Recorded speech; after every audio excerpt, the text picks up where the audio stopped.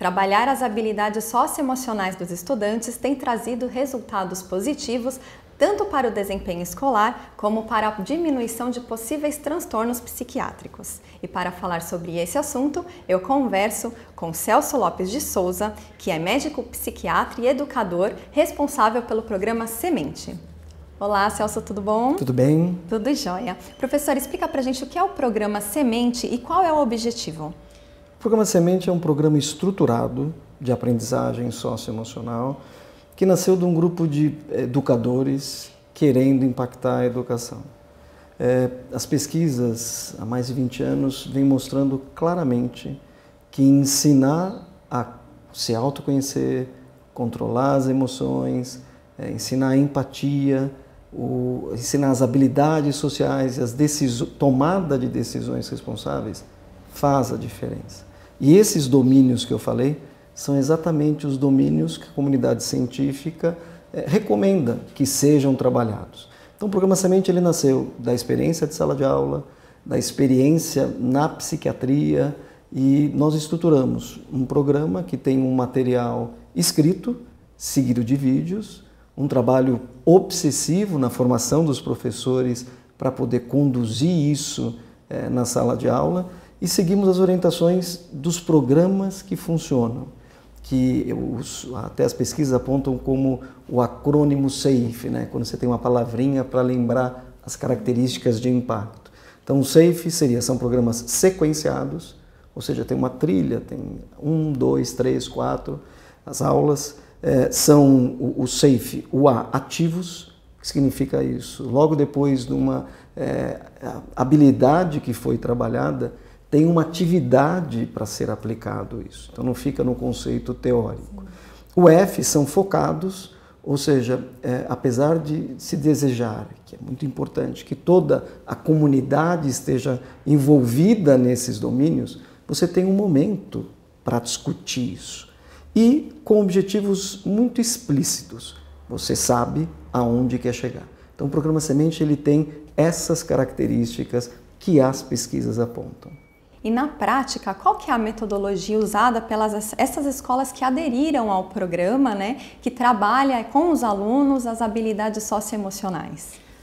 Então, cada aluno recebe um material escrito, que é o caderno de atividade de sala de aula, e tem uma plataforma onde para cada aula tem um vídeo que inicia a aula. É um vídeo que pega os principais tópicos que serão discutidos naquela aula. Ele tem de duração de 3 a 6 minutos, que é um momento em que o professor faz a problematização. Então o vídeo é o início, é o ponto para começar a discussão. E aí o material, o professor vai conduzindo em função do material, que vai aplicando as atividades, as habilidades que foram aprendidas, e a última atividade é sempre uma atividade em grupo. E para o professor, cada aula, o professor tem um vídeo como se ele estivesse sentado ao lado do autor, o autor explicando para ele cada passo para conduzir essa aula. Além disso, tem toda uma fase de formação dos professores, para entender os andaimes do programa e um segmento, porque hoje, deixa eu te dar, acho que vai ficar mais claro, deixa eu te dar um exemplo do que é trabalhado numa aula. Por exemplo, em autoconhecimento, a gente vai dar o definir as emoções. Quando eu falo definir as emoções, é nomear as emoções. Então, por exemplo, se eu falar qual que é a diferença de irritado e frustrado. Ambas são emoções desagradáveis. Irritado é uma emoção de alta energia, a gente fica acelerado, bochecha vermelha, musculatura tensa. O frustrado um pouco menos. Irritado está associado com uma sensação de injustiça. E frustrado, expectativa não realizada, mas eu fui impedido por algo ou alguém. Então, repara como são coisas diferentes. E o que eu fiz aqui é a alfabetização emocional. É você começar a dar palavras, nomear as emoções. E por que isso é importante? Se eu percebo que eu estou irritado, eu não sou mais irritado. É um estado emocional. E quando nós confundimos as emoções conosco, você passa a poder tomar atitudes que nem sempre são as mais desejáveis. Além disso, a gente precisa aprender a lidar, a controlar as emoções, quem estaria no autocontrole, por exemplo. Uma das estratégias de fazer isso é entender que são os pensamentos que estruturam as emoções. Então, é o que eu penso que determina o que eu senti. Então, conseguir pensar em consequências de curto, longo prazo, pensar no bem-estar próprio e no outro, no processo de tomada de decisão, essa é a direção.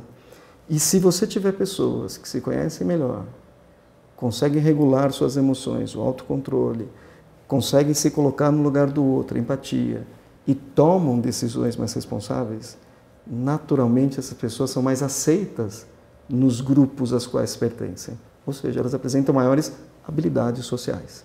Interessantíssimo. Inclusive, eu gostaria que o senhor comentasse um pouquinho sobre os benefícios, né, que o programa Semente traz ao trabalhar as habilidades socioemocionais dos estudantes desde pequenininhos, né?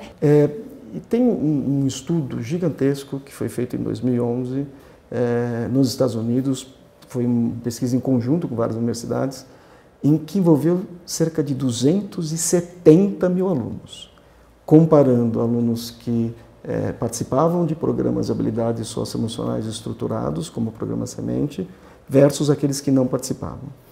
E os estudos apontaram algumas coisas. Diminuição nos problemas disciplinares, o que para mim isso é até óbvio. Maior motivação de aprender, o que para mim também lidar com isso, para mim não é nem tão achado, mas 2 valem a pena a gente destacar.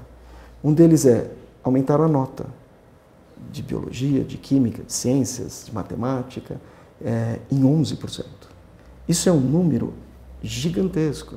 E dá para a gente entender, os modelos que tentam explicar isso é que se eu estou menos preocupado com se o amigo está me olhando, com os problemas que eu tenho em casa, com os problemas que eu tenho ao redor, às vezes estão num ambiente, numa comunidade muito desorganizada, se eu consigo regular as emoções que esse ambiente me traz, eu consigo focar melhor no que eu estou aprendendo. Então o desempenho aumenta. E diminuem os transtornos mentais. Em segmento de 25, 30 anos, houve uma diminuição significativa de depressão, transtornos de ansiedade, como síndrome do pânico, e isso muda uma história de vida. E esse estudo foi replicado agora com cerca de 100 mil alunos, e o artigo foi publicado agora em 2017, agosto. Ou seja, cada vez a gente tem mais consistência. Nós, no Programa Semente, estamos medindo o impacto do programa.